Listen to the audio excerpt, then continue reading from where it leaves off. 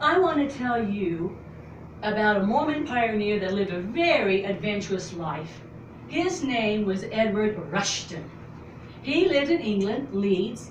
He was 15 years old when his father came to him and said, "Son, I want you to attend a religious sect meeting tonight." Now, Edwin goes, "Well, why don't you go?" His father is a silk merchant, and he told his son, "If I go, I could hurt my business. Why don't you ask my older brothers?" And Edwin said, his father said, it's your opinion that I value. Edwin goes to the meeting. He comes back, he reports to his dad. These men have the truth. And the entire family joins the Church of Jesus Christ of Latter-day Saints. Half of the family immediately leave England and go to Nauvoo, Illinois in the United States. Half of the family remains. 2 years later, Edwin is 17 years old, and the family's deciding to go ahead and go to Nauvoo in the United States. The challenge is that Edwin's mother is blind and 57 years old. They're still going to head out. They go to Liverpool, but before they go to Liverpool, Edwin, 17, wants to be married before he leaves England. He knows a good friend named Mary Lou Flowers, and he invites her to become his wife. She accepts.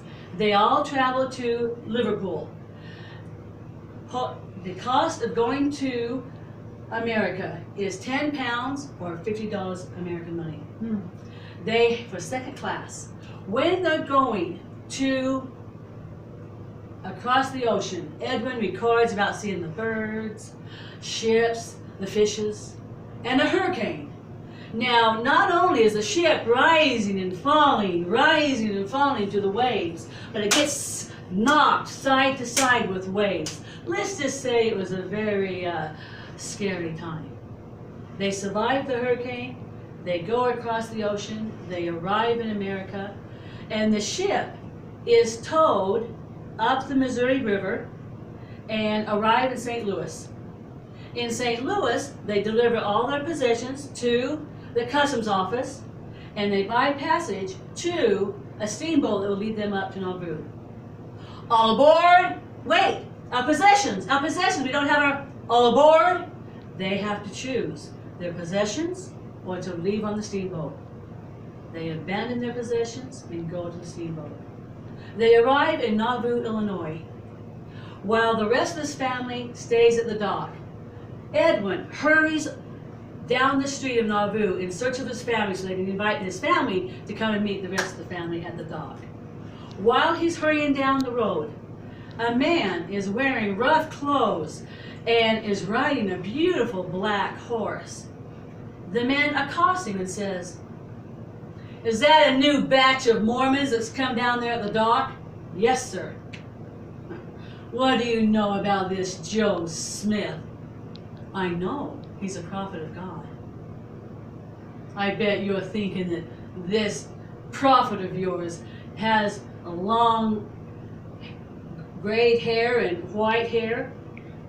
"What would you say if I told you I was Joe Smith?" "I would say you're a prophet of God." The man's voice gentled. "I am Joseph Smith. I'm dressing up in these clothes. I'm speaking in this manner because I'm going to go down to the dock and address the saints there.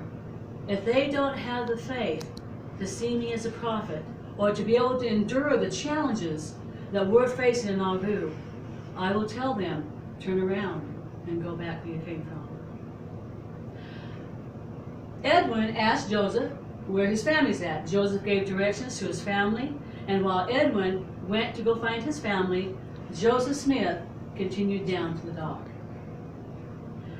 Joseph and Edwin did become friends. In fact, when Joseph Smith arranged the Nauvoo Legion, he made Edwin a lieutenant. As things got worse and worse in Nauvoo, when the time came that Joseph Smith had to go ahead and go through and be escorted to the Cartridge jail and eventually meet his fate, Edwin was standing at the gate of the Mason house, and he heard a conversation between Joseph and his wife, Emma.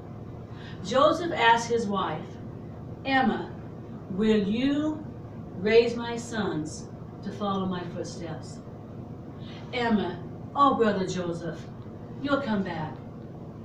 Joseph Smith asked his wife 3 times, and she responded the same way. He continued over to Cartridge, was martyred. When they brought the family, the dead bodies back to Nauvoo, Edwin was one of the 4 men that had the responsibility that once the bodies were laid down, they relocated the bodies to another location so they would not be desecrated by enemies of the church. When Edwin was in Nauvoo and he was digging at a well, he found a transparent stone. There was occasionally, among the saints and sometimes even other members of American citizens, that they would find what's called a pier stone. And a pier stone had unusual properties. Edwin's wife, Mary Ann Flowers, Rustin, had the ability to read this stone. She could locate missing livestock. She could locate missing people. And she could even sometimes tell the future of certain family members. She used it so much and so effectively that she created a skin of deer leather and put it in a pouch around her neck. As things continued to get worse, the saints had to start leaving Nauvoo.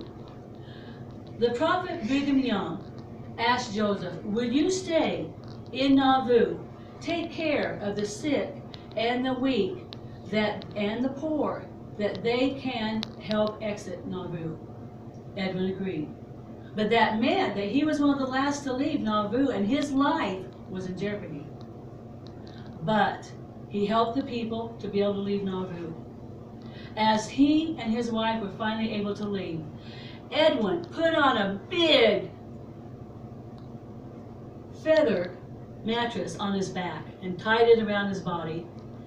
Mary Ann carried possessions in the apron of her clothes. As they were traveling out of the road to exit Nauvoo, a member of the mob says, I'm going to shoot you. Edwin, thinking of the big feather mattress on his back, turned his back and said, shoot. The mob was so impressed by his courage, they did not shoot. Edwin and Mary Ann did cross the river, but they didn't dare. They couldn't go across the plains because Edwin's mother was 59 and she was blind, and they were worried about her ability to cross the plains. So they moved to St. Louis instead. When she eventually died, Edwin and his wife joined the saints in winter quarters. When they were crossing the plains, they had one key responsibility: teach 12 English men how to yoke oxen. And they had never seen oxen before, and that was their responsibility as they traveled across the plains. Eventually, they arrived in Salt Lake. Edwin had the responsibility of being a tax collector, which isn't always fun, and delivering mail from Salt Lake to another town. He also helped with those long saws, cutting the wood and building a number of city buildings in Salt Lake. Eventually, he got some land, 40 acres, and it was near a beautiful part of the river that kind of curved by. And he built a big house for his 3 wives, 13 children, but he also created a water wheel so that he could collect the water, pour the water, and irrigate his land. He also built a playground, teeter-totters, swings, and a whirligig. And all the kids were enjoying it so nicely that other kids heard, and more community neighbors started coming to the playground. Some people would say that's probably one of the first parks in Salt Lake City. And in 1870 and 1890, Edwin, because of course, why should he stop now, decides to become a contractor. He builds piles for the railroad and builds bridges in Colorado, Idaho, Utah, to be used by the trains as they unite in the Intercontinental Railroad. At the age of 63, the federal government is prosecuting the members of the church that live polygamy. Many of the men that went to the federal prison had to be there for years. Edwin only had to be there 4 months because of his age. In his later years, Edwin enjoyed telling stories of his friendship with Joseph Smith, telling about what he said, and always testified about him being a prophet of God. Edwin Rustin died at the age of 80. Thank you. What thing are you preparing that for? The